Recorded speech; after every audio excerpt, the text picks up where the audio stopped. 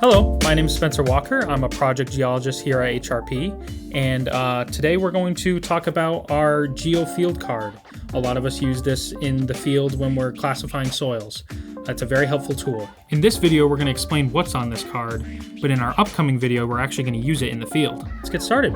So this field card utilizes the Unified Soil Classification System. The Unified Soil Classification System is a classification system for aggregate materials like soils and gravels that allow different professions like engineers and soil scientists to talk about aggregate materials in the same way. It's a language communication tool.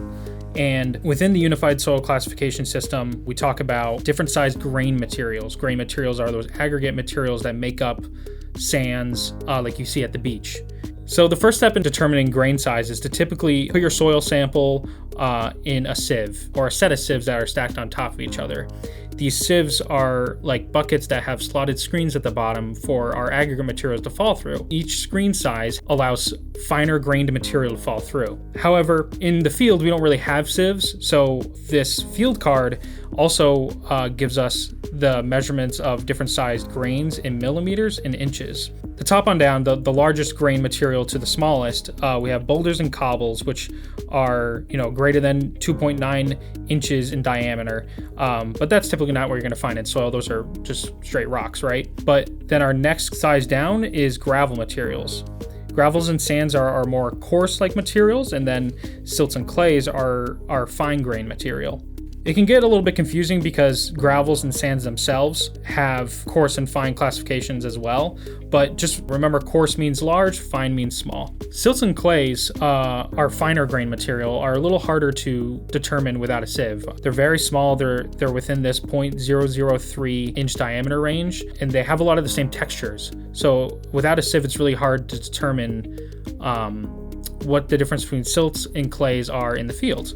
But in general, silts are larger than clays. They feel soft to the touch, almost like flour, but clays, when they're wet, they can stick to each other, the clay-sized grain particles. And as outlined here, there's sort of a something I like to call the worm test. So you take a clump of clay or fine-grained soil and roll it into a ball and try to roll it into the shape of a worm. If it stays together, it's clay.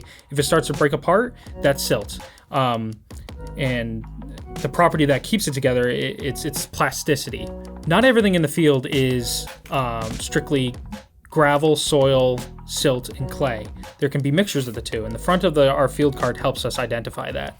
So once you have your soil sample, you want to determine what the primary grain size is in that soil sample. What 50% or more grains are considered. Are they coarse grain soils, that's our gravels and sands, or are fine grain soils, which are silts and clays? Up here you have sort of like a percentage by volume representation of what grains might look like in your hand or in a sieve. So it helps really determine like 50% or more is indicative of your primary material. Once you've determined whether your primary material is a coarse grain soil or a fine grain soil, you try to determine if there's any other materials that make up a smaller percentage of your soil sample. If you've got about less than 5% finer grain material, your coarse grained soil is considered clean. So you've got, say, for instance, it's mostly gravel, and there's really nothing else, you have a clean gravel here. But if you have a sand that has more than, say, 12 or 15% finer material, it's sands with fines. So you kind of work your way from left to right on this card here. Once you've determined whether or not your coarse grain material is clean or with fines, you next need to determine whether it is poorly graded or well graded. Poorly graded means all those aggregates are of the same size, the same dimension, as opposed to well graded, which means that all those aggregates are of different sizes and are filling in the gaps between each other. Say, for instance, we have a majority gravel-sized aggregates that are clean. They have no fines. The fines are less than 5% of our soil sample. If all those gravel-sized pieces are of the same size, that is poorly graded. So we have poorly graded gravels. We would write on our field log that it is a GP. Fine-grained soils are further distinguished by their plasticity, which we mentioned before, and their organic content. Organics refer to decayed leaves and all that fibrous material you can find in your soil, as opposed to the more aggregate-like material that we've been talking about. So if say for instance, your clay is highly plastic, you can roll it in your hand and it doesn't break, but there's still a bit of a fibrous material to it, it's probably an organic clay of high plasticity, OH. But if organic material makes up the majority of your soil sample, that's just considered highly organic soils like peat, stuff you find in a wetland. So working left to right on the scale here, you can easily parse out the different types of soil according to the United Soil Classification System. We have gravels, well graded up at the top, all the way down to our organic high plasticity clays. There are some other aspects that we can get into in the field when describing our soils. Those are the shapes of our aggregates themselves. We have very angular, which refers to aggregates that have a lot of holes, bumps on them, and then our well-rounded aggregate materials, which are very smooth. On the right side here is a color chart.